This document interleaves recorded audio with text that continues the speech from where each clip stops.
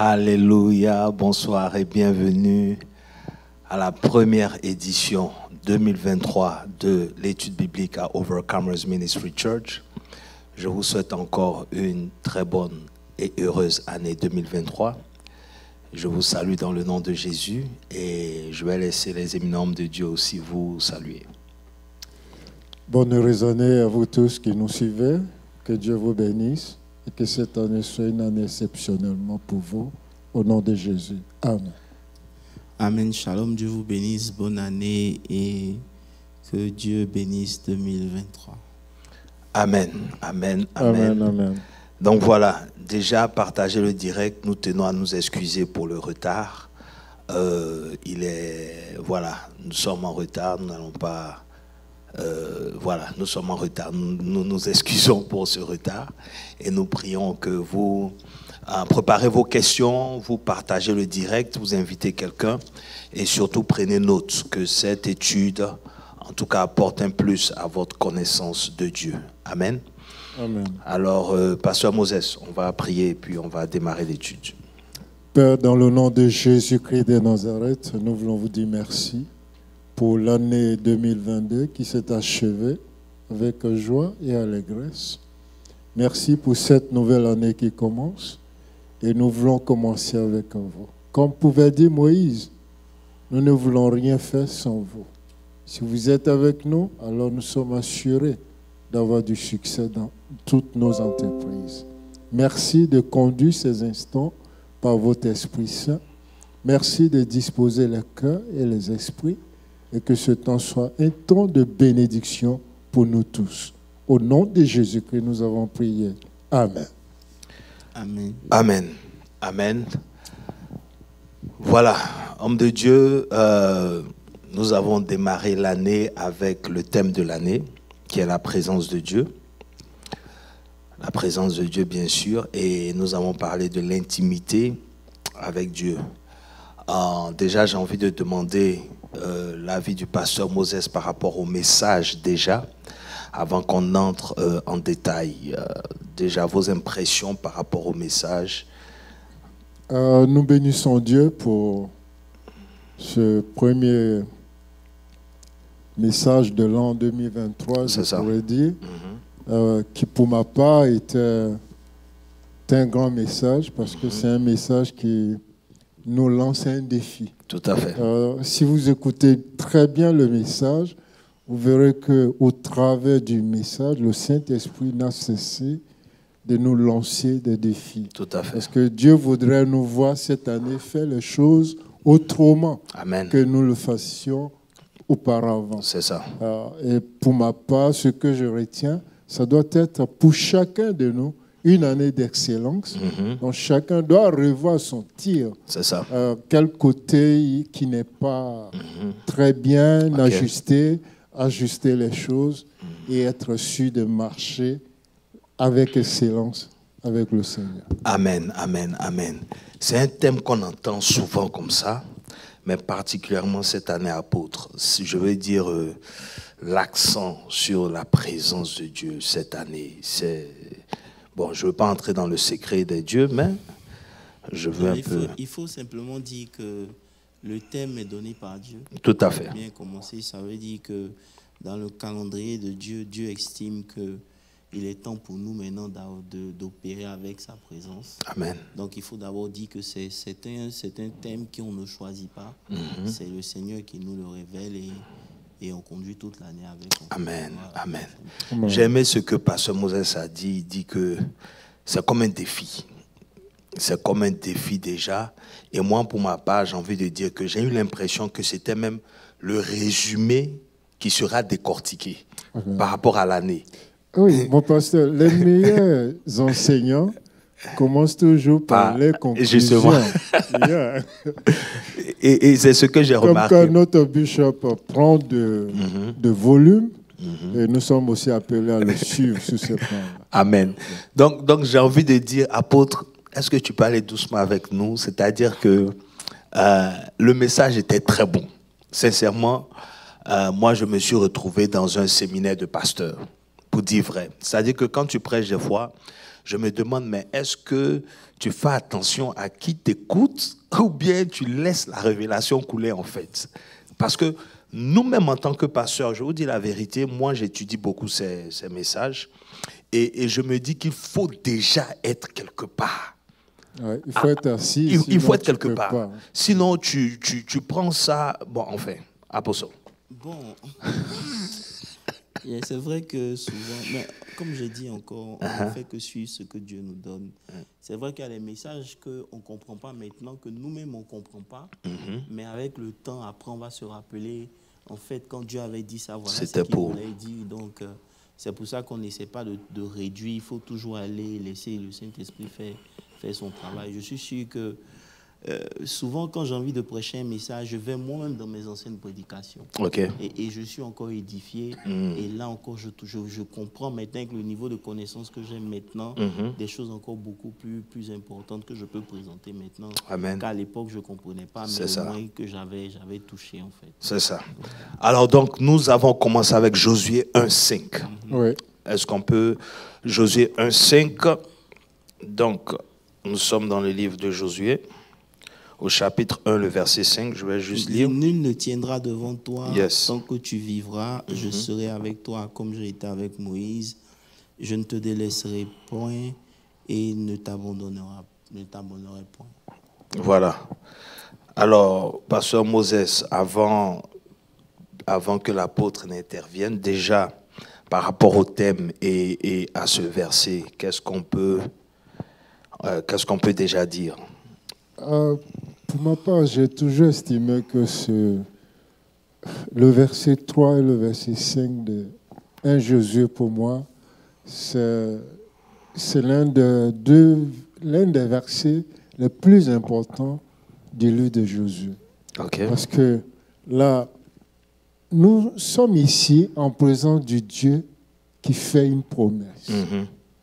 Et si nous savons que Dieu tient ses promesses, parce qu'il dit, toutes choses passeront, mais pas un iota de sa parole ne passera sans avoir été accompli. Tout à fait. Donc il dit ici à Josué, nul ne tiendra devant toi.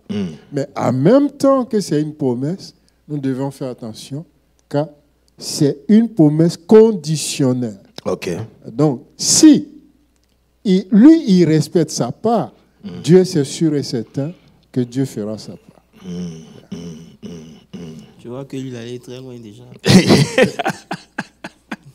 D'accord. C'est difficile de rester en surface. Donc, on avance en profondeur. Non, mais vas-y. Parce que... En fait, la réalité, c'est que tu te rends compte que les paroles de Dieu sont vivantes. Parce qu'elles ont l'air d'être simples, mais en réalité, elles sont très profondes. Ça veut dire que même aujourd'hui, pendant que je suis en train de méditer encore le même verset, j'ai réalisé combien de fois beaucoup de chrétiens survolent les choses. Comprenez un peu? Il dit, nul ne tiendra devant toi. Ce n'est pas quelque chose de physique. Ça n'a rien à voir avec la size de Josué, ça n'a rien à voir avec sa forme, ça n'a rien à voir avec sa taille. C'est spirituel. Tout à fait. Vous comprenez déjà? Donc déjà, quelqu'un qui veut utiliser ce verset-là doit d'abord évaluer son niveau spirituel. Amen. Tu comprends? On ne tient pas devant toi parce que tu es beau. On ne tient pas devant toi parce que tu as l'argent. Parce que quand tu es malade, quand la sorcellerie te lance une maladie, elle s'en fout de ton argent.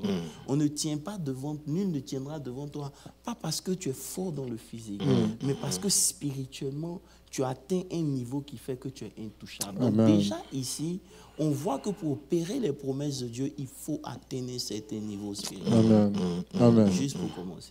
Amen, amen. Waouh, on a bien commencé.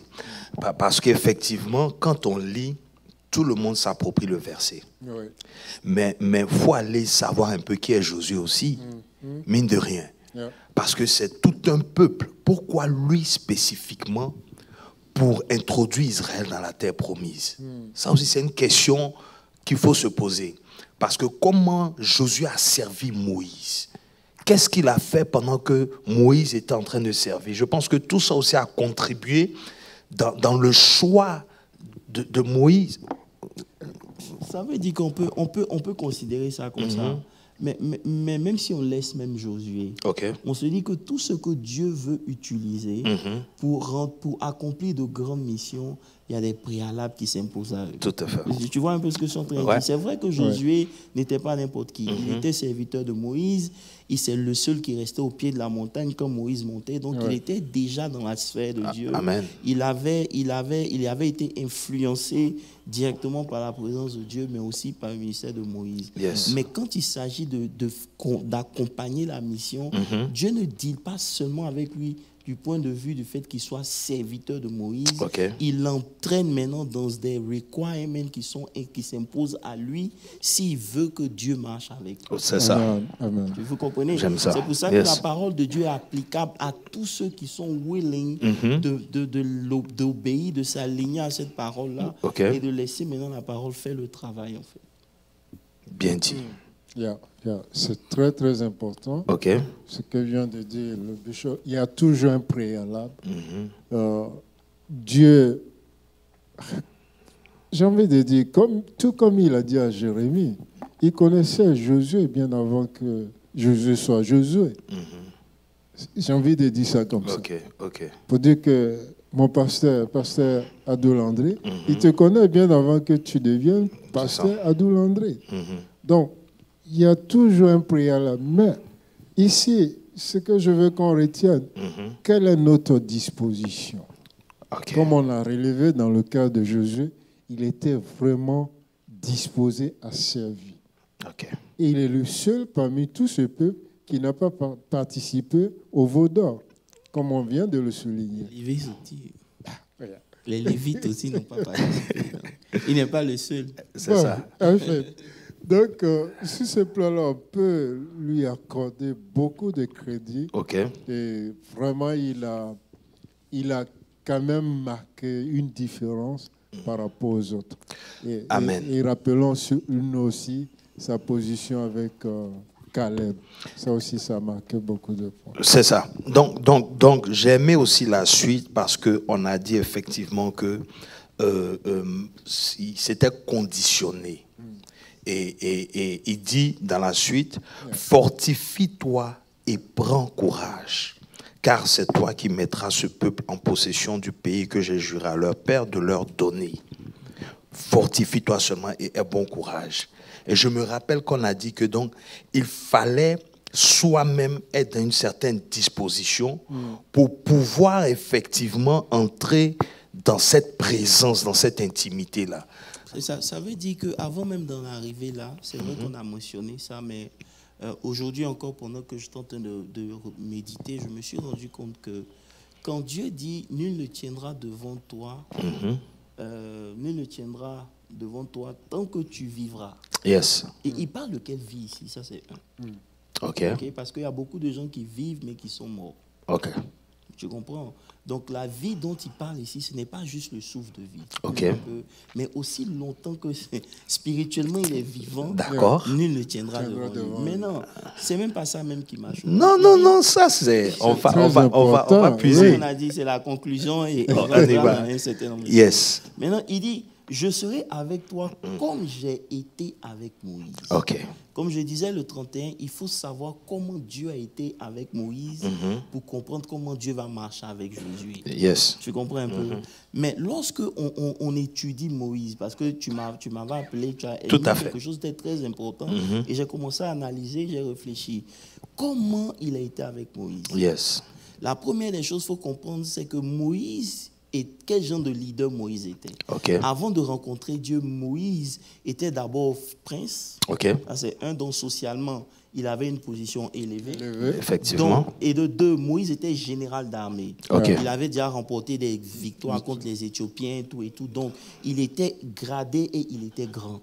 Tu comprends un peu? Puissant, neutre et tout ça. Mais ici, lorsque Dieu veut marcher avec Moïse, Moïse doit être dépouillé de tout ce qu'il était. Comment? Tu comprends un peu? Ça veut dire que déjà, quand il dit « comme j'ai été avec Moïse », il est en train de faire comprendre à Josué que tu ne peux pas t'appuyer sur tes capacités humaines pour marcher avec moi. Amen. Déjà, ici, on voit la limitation de la chair. Et c'est pour cela que maintenant l'intimité devient un requirement yes. pour pouvoir atteindre un certain nombre de choses avec Dieu. Juste pour introduire. Non, mais attends. Non, mais attends. Donc, ici, Moïse, n'est-ce pas? Il est déjà élevé socialement. Oui. Il a tout ce qu'il faut, mais il n'est pas qualifié pour Dieu. Pour Dieu. Non seulement il n'est pas qualifié pour Dieu, mais il échoue. Ça veut dire que quand il veut accomplir la mission de libérer Israël avec ses compétences humaines, il échoue. Donc déjà ici, on comprend, il faut comprendre la limitation de la chair pour apprécier la relation avec Dieu. Ça veut dire que quand Dieu crée l'homme, il le crée dépendant de lui. Ah, come on, yes. Je ne sais pas si tu comprends. C'est très clair. Il le crée, il nous a créés, on n'est pas indépendant. L'homme vit sous la couverture d'un esprit. Soit c'est de Dieu ou soit c'est de diable. L'homme ne peut pas vivre de lui-même comme ça. L'homme doit dépendre du spirituel. Yes. Donc, de façon naturelle, l'homme a été créé dépendant de Dieu. C'est pour ça que malgré que l'homme a été créé, Dieu sentait le besoin de toujours venir dans le jardin pour fellowship avec l'homme. Parce que l'homme avait besoin du spirituel pour pouvoir gouverner sur la terre. Tu comprends un peu? Donc, on comprend ici les limites de l'homme. Vous me suivez un peu? Vous n'allez jamais apprécier l'intimatie avec Dieu aussi longtemps que vous êtes fort à vos yeux. Amen, amen. Et c'est pour ça que beaucoup de chrétiens ne voient pas de résultats dans leur vie de tous les jours expérimentale. Ils n'expérimentent pas la puissance de Dieu comme il se devrait parce que dans leur esprit, ils sont déjà forts.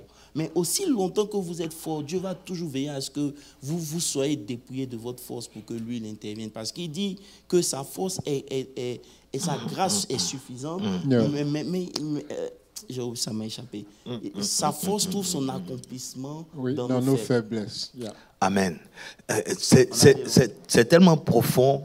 Pourquoi? Parce que ça veut dire Moïse qui a grandi chez Pharaon, qui est supposé être à un niveau spirituel, mais fait pour Dieu. Ça veut dire pour Dieu, il n'est pas qualifié. Vous voyez un peu comment les choses de Dieu sont différentes de nos perceptions en fait. Parce que celui qui devait pouvoir libérer, effectivement, et c'est pour ça qu'on n'a pas compris l'arrivée de Jésus. Parce que Israël attendait un sauveur. Ils attendaient quelqu'un qui allait venir les libérer de leur souffrance et tout ça. Mais il ne vient... Bon, anyway, il y a une question. L'étude a bien commencé. Alléluia. Amen, amen. Okay. Bonsoir. J'ai une question par rapport à... Quand vous avez parlé des capacités. Comment Dieu a dû dépouiller Moïse de tout ce qu'il avait afin qu'il puisse s'appuyer sur lui pour avoir la victoire. Et le pasteur a fait allusion à certaines personnes qui marchent souvent. Je crois qu'ils ne s'appuient pas sur Dieu, ils s'appuient sur leurs propres capacités. Je voulais faire juste un petit résumé. Eh bien, on a toujours reproché les chrétiens d'être un peu trop passifs par rapport à tout. Ils attendent toujours que Dieu agisse.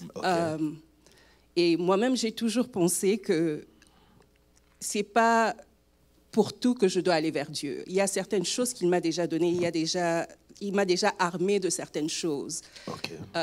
Et je dois juste les utiliser. Donc, je suis un peu confuse par rapport à ça.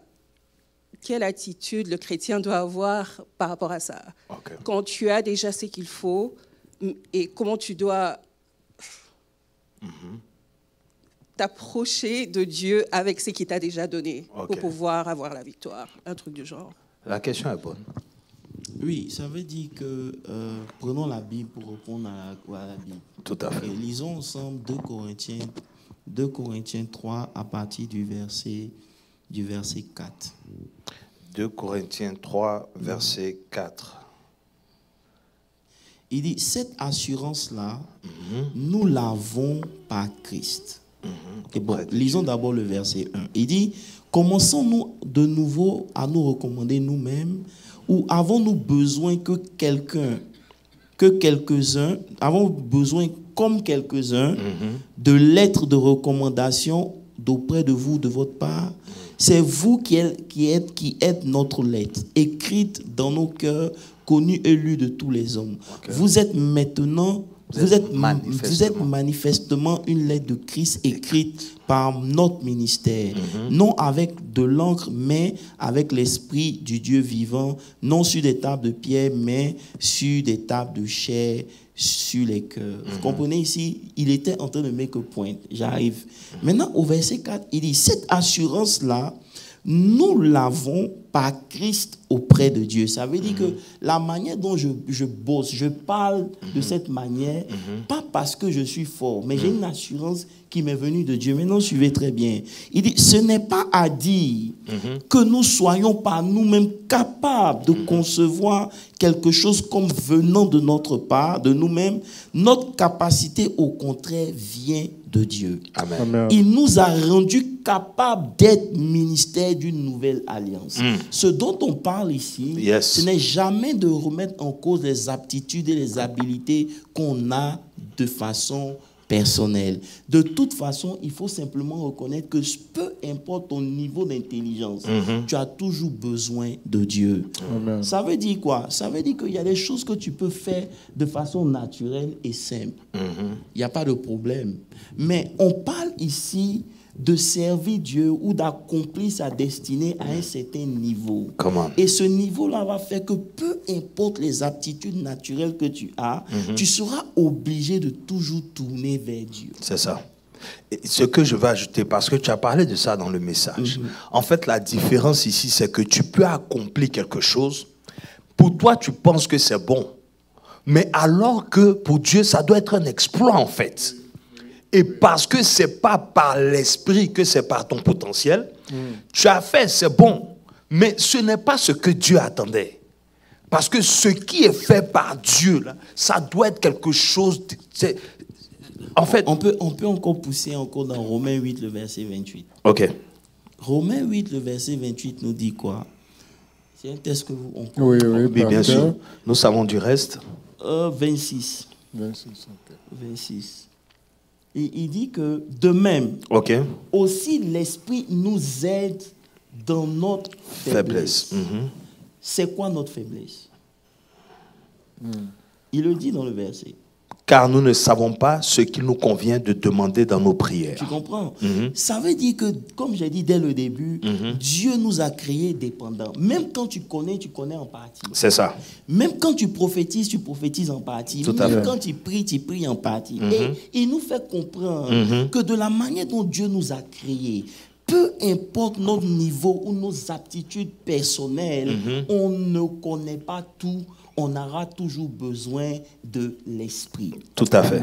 Je ne sais pas si tu comprends un peu. Donc, tu peux avoir certaines aptitudes où tu n'as pas besoin de Dieu, mais quand tu veux accomplir un certain nombre de choses, c'est toujours bon d'être humble pour aller vers Dieu pour dire, Seigneur, c'est vrai, je connais les mathématiques, mais aide-moi pour mon examen. Donne-moi, par exemple, tu vois un peu, non? Bien sûr. Comme ça. Donc, c'est une position de dépendance de Dieu dont ici on parle. Vous savez, la puissance de Dieu se dégage à 3 niveaux. Ok. Écoutez-moi bien. Il y a un niveau où vous pouvez manifester la puissance par les principes de Dieu. Okay. Ça veut dire que Dieu a fait de telle sorte que quelqu'un même qui ne le connaît pas, en respectant les principes, peut dégager la présence ou la puissance de Dieu qui doit se dégager. Tu comprends un peu? Le deuxième niveau, Dieu permet au niveau de l'alliance. Ça veut dire quoi? La manière dont Dieu a fait les choses, il a mis des hommes qui sont transporteurs d'une certaine grâce. Ta connexion avec ces hommes-là, ton alliance avec ces hommes-là, fait que tu parviens à un certain niveau. Il y a des gens, par exemple, aux États-Unis, lorsqu'on parle de guérison, tu ne peux pas parler de guérison et puis sauter bénigne. Pourquoi? Parce que aussi longtemps qu'il est vivant, il est dépositaire de cette grâce, comme Paul a dit. Il nous a rendus capables Vous comprenez un peu? Et si vous lisez encore bien, vous allez voir que Paul dit quelque part que ce que je prêche, ça m'a été révélé par l'Esprit. Il y a d'autres générations qui voulaient connaître ça. Tout à fait. Ça ne leur a pas été révélé, mais C'est Dieu m'a fait la grâce. Yeah. Donc, il y a des gens à qui Dieu fait grâce pour être dépositaire d'une certaine vérité. Tu les côtoies, tu rentres dans la bénédiction. Tout à fait. Tu comprends un peu? Yes. Maintenant, il y a Dieu aussi à déposer certains endroits. Tu comprends? Comme Jacob, il s'en va à Luz, il ne sait pas Bethel. que à Bethel.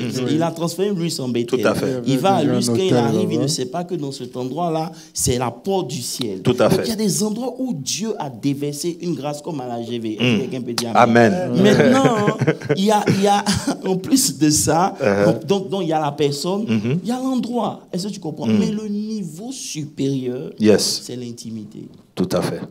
C'est-à-dire, il y a une puissance qui se dégage de l'intimité que un homme a avec Dieu. Le produit de son intimité avec Dieu est la manifestation de la puissance de Dieu. Donc, si quelqu'un obéit au principe, il n'a pas besoin de relation avec Dieu. Tout à fait. Mais celui qui veut manifester le plus grand niveau de la puissance de Dieu, il est obligé d'avoir une relation avec Dieu. C'est ça. Et c'est ce qui exige l'intimité. L'intimité. Donc, il y a des choses qu'on peut faire en se respectant simplement des principes, ça va marcher. Mais tu ne pourras pas atteindre un certain niveau de gloire, Yes. de démonstration de la puissance de Dieu. Parce que pour atteindre ce niveau-là, ça exige une relation personnelle avec Dieu. Amen. C'est pour cela que quand vous lisez, par exemple, la Bible, vous voyez que Jésus, il était la parole faite chair. Oui. Mais jamais il a manifesté quelque chose, jamais son ciel a été ouvert jusqu'à ce qu'il s'humilie. Oui. Quand Oui. Le il baptême. marche sur voilà, il marche sur les rives du Jourdain, Jean-Baptiste le voit, il dit, je ne suis pas digne de Délier délier les la souliers. Et il dit, non, sauf que ce qui a été écrit se fasse. Amen. Amen. C'est quand Jésus s'humilie et qu'il le fait que maintenant le ciel s'ouvre S'ouvre. et maintenant la parole est donnée. Ça veut dire que malgré qu'il était fils de Dieu, Yes. lorsque tu prends la chair, tu es limité. Tout à fait. Donc tu es obligé d'établir une connexion avec Dieu. Ça, c'est juste pour expliquer l'importance de l'intimité. Vous comprenez? Et c'est là où beaucoup de gens ont des problèmes. On ne comprend pas l'importance de l'intimité parce qu'on compte sur nos aptitudes. Donc, en fait, par rapport à sa question, c'est que d'abord, donc, tout ce qu'on a vient de Dieu. Yeah. Tout ce qu'on a vient de Dieu Yes. La Bible le confirme. Et- Tous et- les dons les plus excellents vient de viennent Dieu. du Père, du Tout à ciel. fait. Donc, ça vient de Dieu.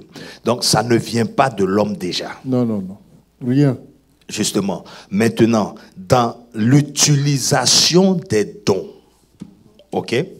Dans l'utilisation des dons, pour que tu arrives à dire que c'est mon potentiel, au lieu de dire que c'est Dieu qui a fait, qu'est-ce qu'il fait? Tu vois, est-ce que c'est le côté orgueil de l'homme qui fait ça?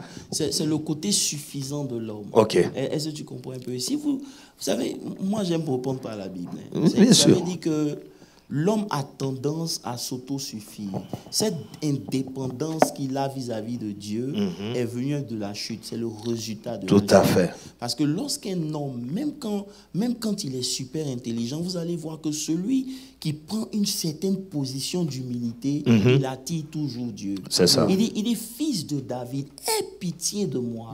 Cette position dans le spirituel attire Dieu. Yes. Vous comprenez? Mais celui qui prend une position d'orgueil ou de fierté, qui ne reconnaît pas sa dépendance de Dieu, automatiquement est Elle disqualifié. est- yes. Donc c'est pour ça qu'on fait beaucoup de choses, mais on ne voit pas de résultats. Il y a tellement d'églises à Dallas, il y a tellement d'églises même aux États-Unis, mais on voit très peu de la puissance de Dieu agir. Agir, Parce yes. qu'il y a une position qu'on prend qui n'est pas bonne. Quand vous lisez Apocalypse, il dit, viens acheter de moi de l'or qui a été épuré. Parce que tu penses que tu es riche, en réalité tu es pauvre. Amen, amen, amen. Tu amen. comprends un peu? Donc il y a une position qu'il faut que l'Église prenne ou que le chrétien prenne, peu importe son revenu, peu importe sa puissance. Yes. Tant que cette position-là, vous ne la prenez pas dans le spirituel, vous êtes toujours faible. Amen, amen. Et surtout dans le contexte dans lequel on parle. Puisque c'est Dieu qui t'envoie en mission. J'ai envie de... Là, tu as tiré quelque chose quand tu dis, puisque c'est Dieu qui t'envoie en mission. Voyez l'exemple de Salomon. Il a été choisi par Dieu. Il a été établi par Dieu pour succéder à son père. Mais lorsqu'il devient roi, il s'humilie. Et qu'est-ce qui fait que Dieu vient vers lui? En fait, Même dans le songe. moi, c'est son humilité. Il dit quoi à Dieu? Il dit, donne-moi... Avant de dire ça, Pour que... il dit, personne ne peut conduire ton peuple. Ton peuple. Ok. Ton Un peuple peu est si grand. grand. Je ne sais pas si tu vois un peu Bien sûr. la position de ceux qui connaissent Dieu. Yes. C'est pas qu'il ne peut pas gouverner. Il peut gouverner. Yes. Mais il veut gouverner à un Au niveau niveau supérieur. Yes. Donc le fait de pouvoir gouverner à un niveau supérieur, il sait que ça ne dépend pas d'une aptitude humaine. Yes. C'est pour cela que quand Dieu parle à Josué, il dit, j'ai été comme j'ai été avec Moïse. Ça veut dire que rappelle-toi de comment j'ai dealé avec Moïse. Tu comprends un peu? Ne prends jamais sur toi la responsabilité d'être le chef pour être le chef. C'est moi qui suis le chef. Amen. Amen. Tu comprends? Si quand Moïse s'est levé, il s'est dit que par ses aptitudes, il pouvait vaincre. Tu comprends un peu? Mais Dieu a toujours utilisé Moïse après. Yes. Prenons Paul. Toute la connaissance de Paul. Quand il a rencontré Dieu, Dieu a mis ça d'abord de côté. Tout à fait. Dieu maintenant veut lui enseigner quelque chose qui permet à ce qu'il a de devenir excellent. Amen.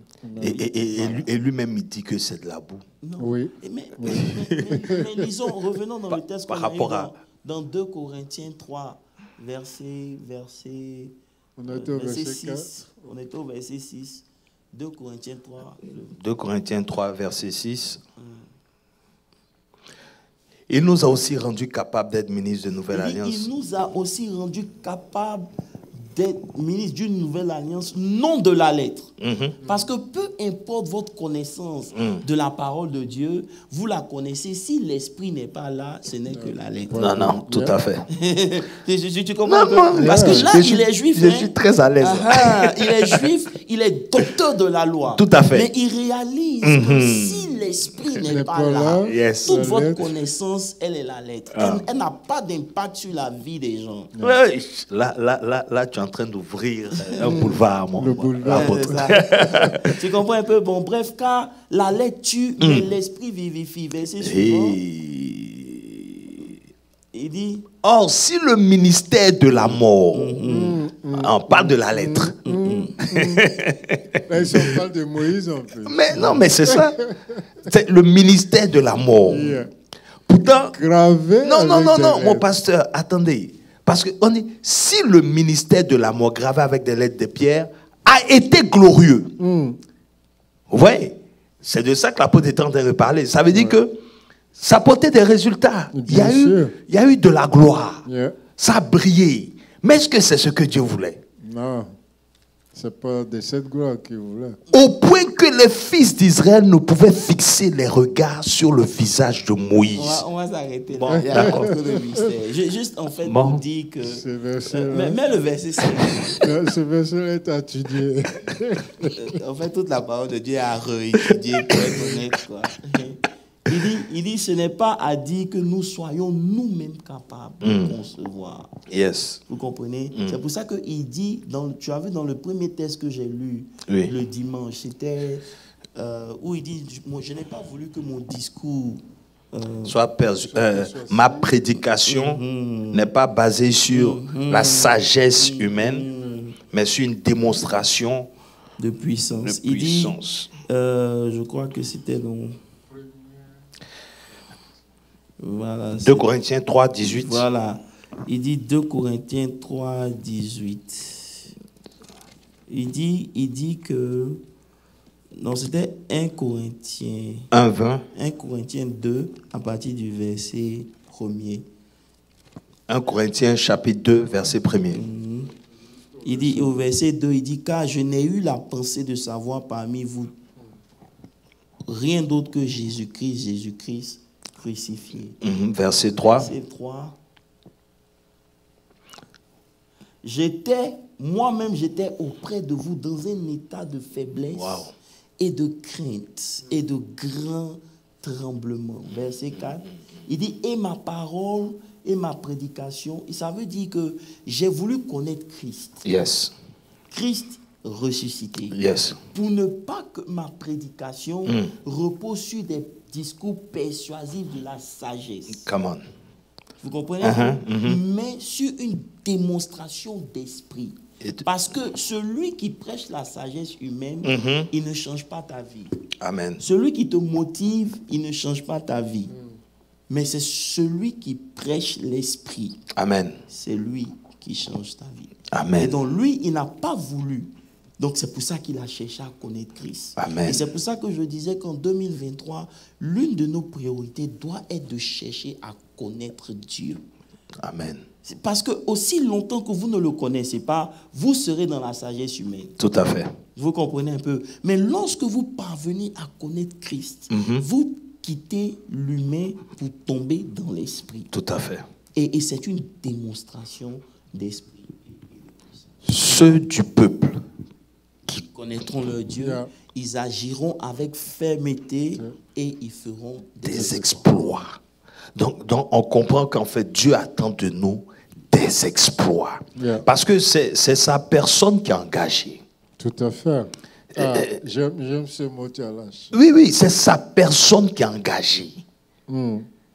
Et qui veut, je ne sais pas, qui sait qu'il est fort et qui envoie quelqu'un et qui ne veut pas manifester ou démontrer qu'il est vraiment fort. Ça ne make pas sense. Donc c'est pour ça qu'il est dur avec nous. Parce que lui, il sait qui il est et ce qu'il est capable de faire au travers de nous. Et c'est en cela que l'intimité s'impose à nous. Ça veut dire que l'intimité crée la capacité. Bon, on va pas avancer, non, c'est bon. Non, ça va truc. Parce que lorsque tu es intime avec Dieu, tu développes une certaine capacité. Je ne sais pas si tu me comprends. Très bien.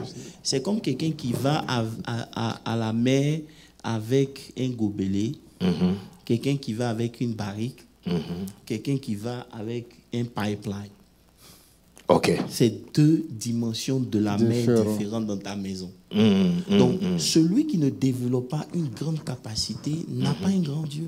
Tout à fait. Si ton intimité est liée, est proportionnelle à un gobelet, Dieu ne gaspille pas Dieu. Dieu ne gaspille pas Dieu. Il y a une question? Tu dois venir souvent à l'étude biblique, c'est bien ça. Je voulais juste, au fait, retourner sur ma question. Ce n'était pas vraiment m'appuyer sur mes propres capacités, mais je reconnais au fait, comme le pasteur Landry l'a dit, que tout ce que j'ai, c'est l'Éternel qui me l'a donné. Au début, le pasteur Moses a dit, le chrétien aussi a sa responsabilité. Dieu fait sa part, le chrétien aussi fait sa part. C'est juste le terme dépendance, au fait, je ne sais pas comment moi j'ai compris ça, mais j'ai l'impression que Dieu, il te donne, et c'est maintenant à toi d'agir en fonction de cette foi que tu as en lui. Comme David l'a fait avec Goliath. Certains attendaient que quelqu'un vienne les délivrer, lui il est venu, il n'a pas attendu. Il savait que Dieu est avec lui et c'est sur la base de cette foi-là qu'il avait sur son Dieu qu'il a agi. Donc, c'était vraiment par rapport à ça que je suis en train de dire que quand Dieu t'équipe comme ça, comment tu dois continuer à venir vers lui pour la même chose? Ça veut dire que tu ne viens pas vers Dieu pour la même chose. Tu dépends de lui pour manifester, pour que ce qu'il t'a donné devienne ce que ça doit être. Je prends l'exemple de David. David, lorsqu'il est venu et qu'il confond, d'abord il va chez Saül.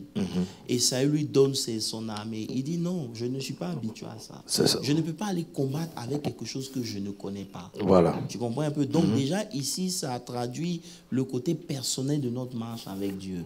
Ma manière de combattre ne sera pas ta manière de combattre. Effectivement. C'est juste une parenthèse. Maintenant, lorsqu'il vient devant Goliath, il dit, tu viens contre moi avec l'épée et le javelot, mais moi, je viens contre toi dans le nom Tu comprends? Donc ça veut dire que peu importe ce que Dieu lui avait donné comme foi, il dépend toujours de Dieu pour que le résultat se produise. Et c'est de ça qu'on parle. Quand on dit de dépendre de Dieu, ce n'est pas que tu ne dois pas annuler les aptitudes que Dieu t'a données. Of course, si tu es intelligent, tu es intelligent. Ouais. Mais tu vas arriver à un certain moment où ton intelligence aussi sera confrontée à une intervention divine. C'est en cela que tu dis au Seigneur, merci, mais aide-moi. Tu comprends un peu? Tout à fait. Tu ne vas pas vers Dieu pour dire, donne-moi l'intelligence. Si tu sais que tu as déjà l'intelligence, maintenant tu demandes au Saint-Esprit comment je peux appliquer cette intelligence-là pour avoir un résultat beaucoup plus grand.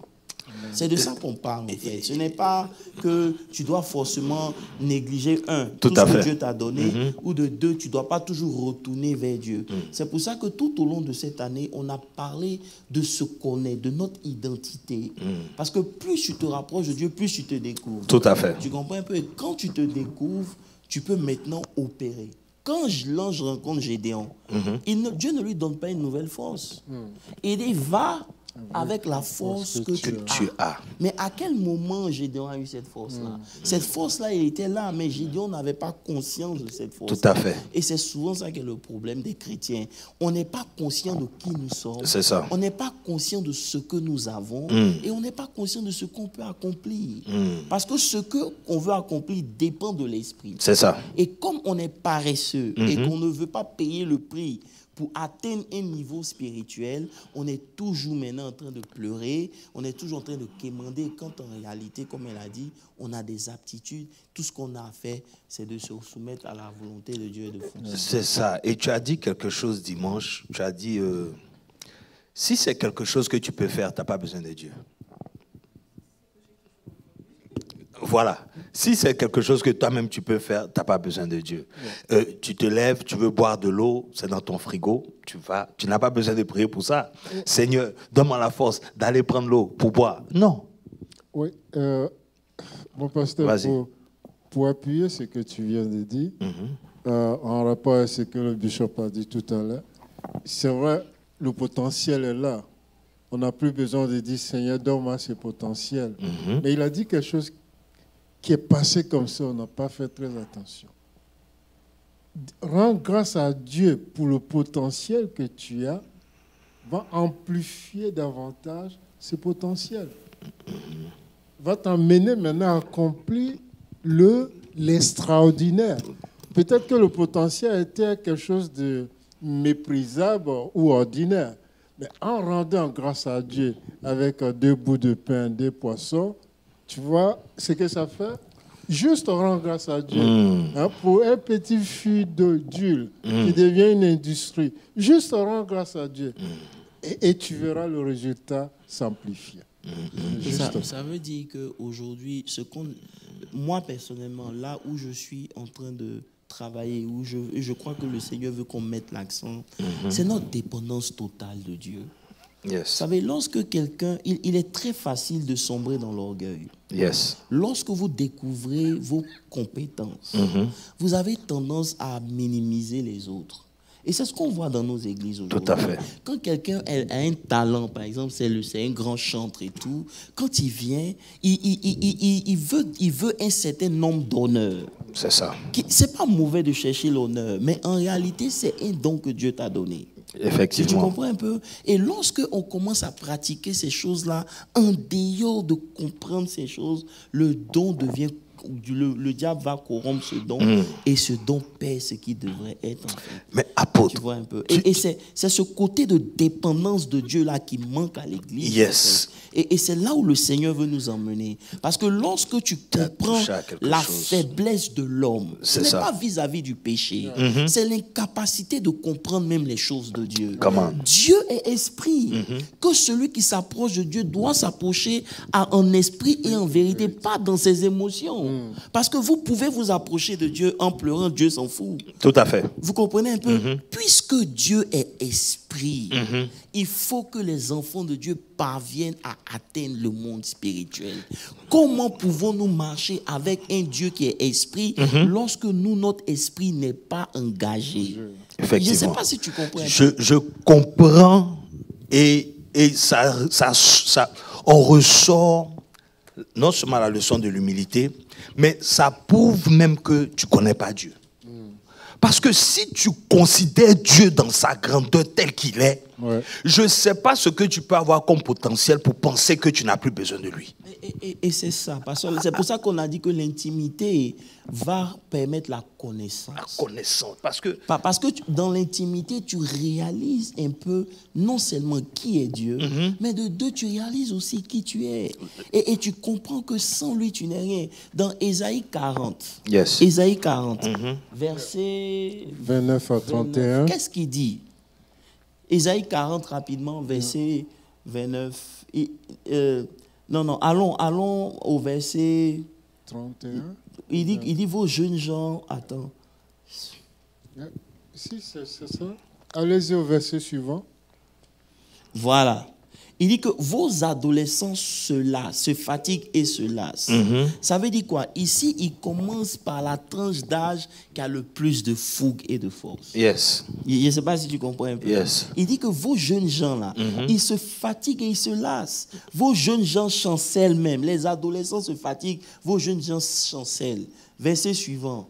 Mais celui qui se confie en l'Éternel, ça c'est une partie méchante et dimanche, il renouvelle ses forces. Non, j'aime pas ça. But those who wait on the Lord. Yes. Tu comprends un peu? Ici, ça parle d'intimité. Tout à fait. Donc, on comprend déjà ici que l'intimité augmente ta force. Okay. Yes. Yeah. Shall renew their strength.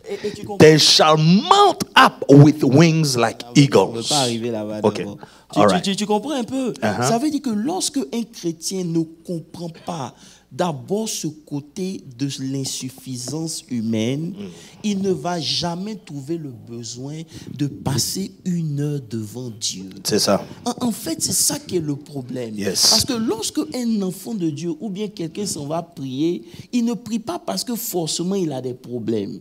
Malheureusement, c'est l'attitude que nous avons. Ou même lorsque nous prions juste parce qu'il faut prier. Yes. Mais lorsque tu comprends de façon intrinsèque que si je ne prie pas, je ne vis pas, c'est ça. Ça met une différence dans ta vie de prière. Et c'est pour cela que c'est l'intimité qui produit la plus grande manifestation, parce que c'est un lieu de sacrifice ultime. Je pense que c'est le mot prière là même qui fatigue. Parce que tu peux être dans la présence de Dieu sans prier. Tout à fait. Comme tu as mentionné, contempler. Parce que, Amen, tu sais que tu dépends de ça.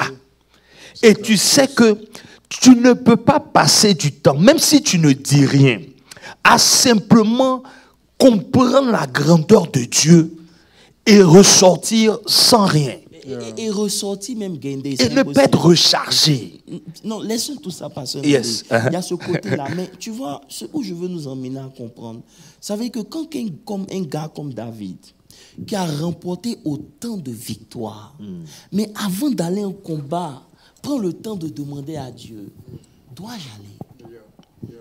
Je ne sais pas si tu comprends. Très bien. Quand un gars comme David, à la cave d'Abdullah, il récupère des gens insignifiants. Tout à fait. Et il fait d'eux des guerriers. Au point où un gars de David, 3 gars de David, ils vont juste pour pouvoir prendre de l'eau pour emmener à David. Tout à fait. Ils traversent toute une garnison de Philistins. Ça veut dire un minimum de 1500 Philistins. Yes. Il a tellement tué que son épée, lui, sont devenus un. Yep. Ils sont devenus même. C'est-à-dire lui, il est devenu une épée. Un gars comme ça, avant d'aller en guerre, il dit, Seigneur, dois-je aller? Si je m'en vais, est-ce que je vais remporter? C'est ce niveau-là que nous devons atteindre. En fait, c'est ça. C'est-à-dire, peu importe tes aptitudes, peu importe ce que tu peux faire ou bien ce que tu as, tu ne relais jamais d'abord sur ce que tu as. Tu relais toujours sur Dieu. C'est pour ça qu'il commence par dire, comme j'ai été avec Moïse. C'est profond. Ce n'est pas le côté de Moïse puissant. C'est Moïse a des... Non. C'est ce que nous voyons. C'est profond et c'est délicat. Mais en fait, quand tu vois la suite, tu comprends pourquoi il devait être en intimité avec Amen. Dieu. Amen. Parce que vaincre Jéricho comme il a fait, Oui. mais attends, c'est pas une Et tactique même naturelle. au point. Oui, il dit soleil, arrête-toi sur Avant même d'arriver là, la traversée du Jourdain. Wow. Mais tu ne peux pas, par ton potentiel, par ta sagesse, penser que tu peux traverser le Jourdain de la sorte. Donc ça veut dire que toute cette année, je serai avec toi comme j'ai été Moïse. La présence de Dieu va rester un slogan et tu ne vas pas l'expérimenter si tu ne comprends pas le mécanisme derrière. Je ne sais pas si vous me comprenez un peu. Yes. C'est en cela que ça fait des années qu'on est chrétien. Oui. Mais notre On niveau d'expérience ou d'expérimenter Dieu, on ne l'a pas. Ça veut dire que si aujourd'hui tu demandes à un chrétien comment tu as expérimenté Dieu, ce qu'il va te dire, c'est peut-être grand. Mais c'est minime par rapport à ce qu'un païen fait. Je ne sais pas si tu comprends. Si un païen peut faire quelque chose de plus grand que ce que Dieu peut faire dans ma vie, c'est que ce n'est pas encore Dieu. Et c'est des choses qu'on doit pouvoir se le dire. Parce que si on lit la Bible et ce qu'on lit dans la Bible est la vérité, ça veut dire qu'on n'a pas encore expérimenté Dieu. Yes. Maintenant, pourquoi on ne l'a pas fait? Parce qu'on n'a pas d'intimité avec lui. Amen. Et je vous ai dit, Dieu ne gaspille pas Dieu. C'est le vase que tu lui donnes qui remplit. C'est pour ça que lorsqu'il n'y a plus de vase, l'huile s'arrête. C'est ça. Ouais. C'est ça. Ouais. Dieu ne gaspille pas Dieu. Il ne gaspille pas Dieu. Amen. On peut arrêter l'étude biblique là, c'est bon. Retenez bien, Dieu ne gaspille pas Dieu. Il ne gaspille pas. Wow. Ce n'est pas parce que tu veux une grande dimension de Dieu que Dieu va venir. Ouais. Vouloir n'est pas suffisant. Est-ce que tu as la capacité de transporter ça? Amen. Tu comprends un peu? Donc, être available, j'ai compris que être disponible, c'est une chose. Désirer, c'est une chose. Mais si tu n'as pas développé la capacité de recevoir, ton désir va devenir une frustration. Et c'est pour ça qu'il y a beaucoup de gens qui désirent beaucoup de choses de Dieu, mais qui continuent d'être frustrés. C'est une étude, en tout cas, qui va nous emmener dans beaucoup de profondeur parce que j'étais en train de méditer comme ça et puis je vois que un roi comme Pharaon peut avoir un songe. Mais ça ne veut pas dire qu'il est dans l'intimité de Dieu. Nebuchadnezzar, il a un songe par rapport même au monde. Mais ce n'est pas quelqu'un qui est intime.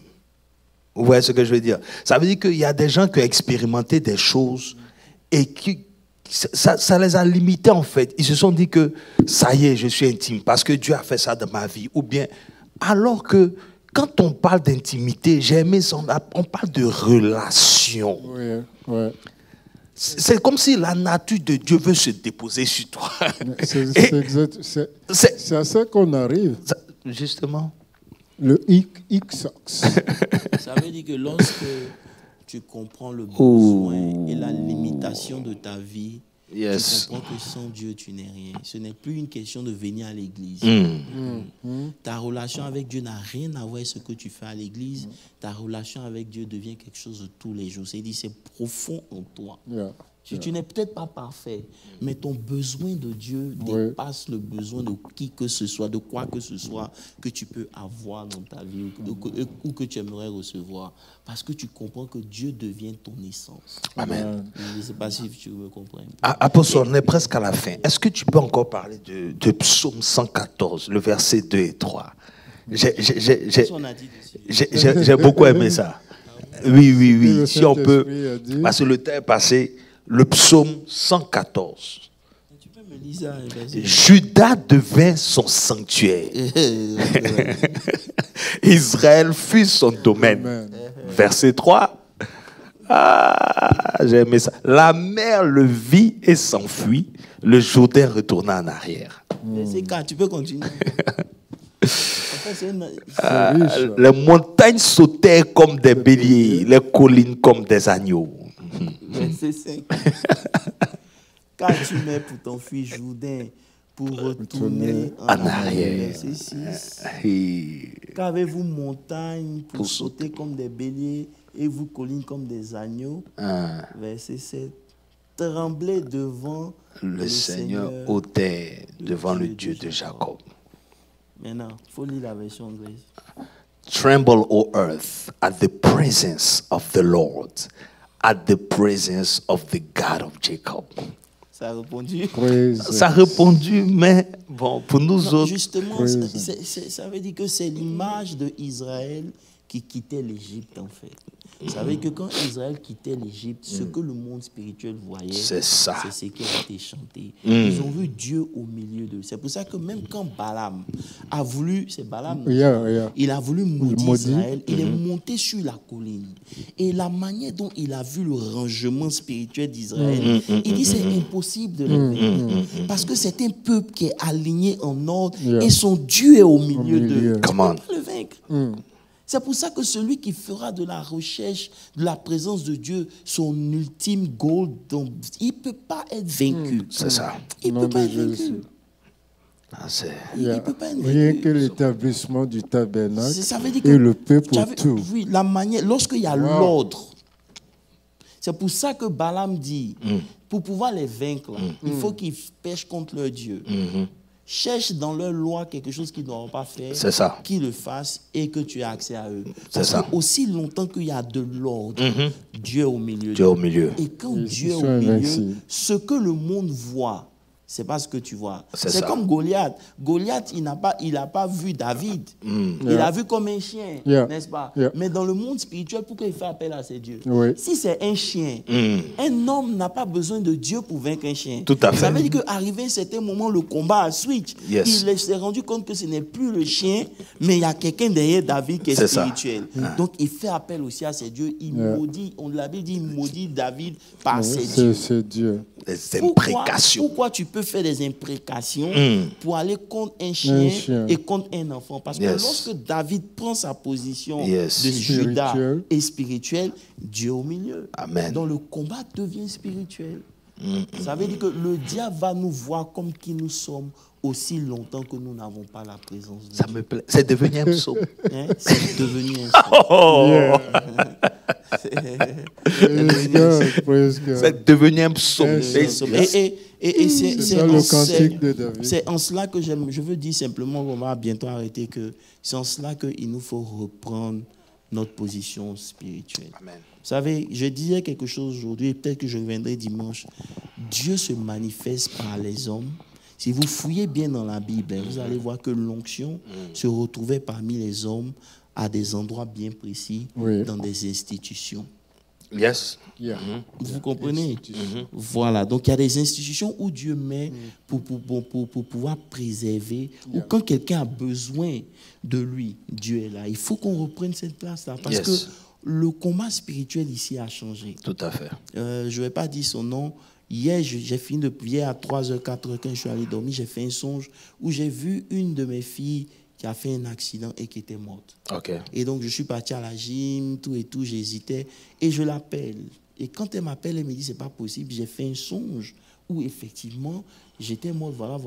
Et voilà une situation de famille qui se passe. Parce que je me disais que, il y a un esprit de mort qui te guette. Mais ce n'est pas des informations que tu as accès lorsque tu es dans la distraction. C'est ça. Non. Ce n'est pas que je veux vanter quelque chose. Non, mais c'est clair. Mais ça m'a encouragé moi-même à passer plus de temps.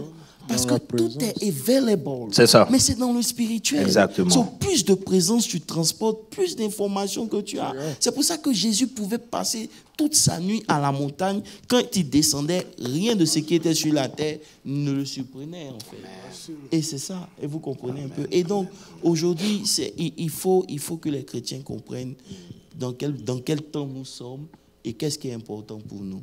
Voilà. Donc, que Dieu nous bénisse. Et Pasteur Landry. Oui, nous sommes à la fin de notre étude. En tout cas, moi, ça a été mon vœu, même dans ma prière pour le peuple.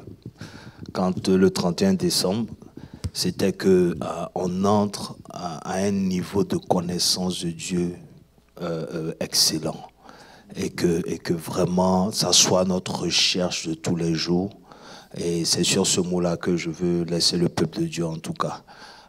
C'est ce que tu sèmes que tu récoltes. Amen. Donc je pense que si tu sèmes dans la présence de Dieu, je suis sûr que tu vas faire des exploits. C'est clair. Voilà. Amen. Que Dieu vous bénisse. Seigneur, merci pour ce premier Bible Study de l'année. Nous bénissons non seulement ton peuple, mais la vie de tes serviteurs.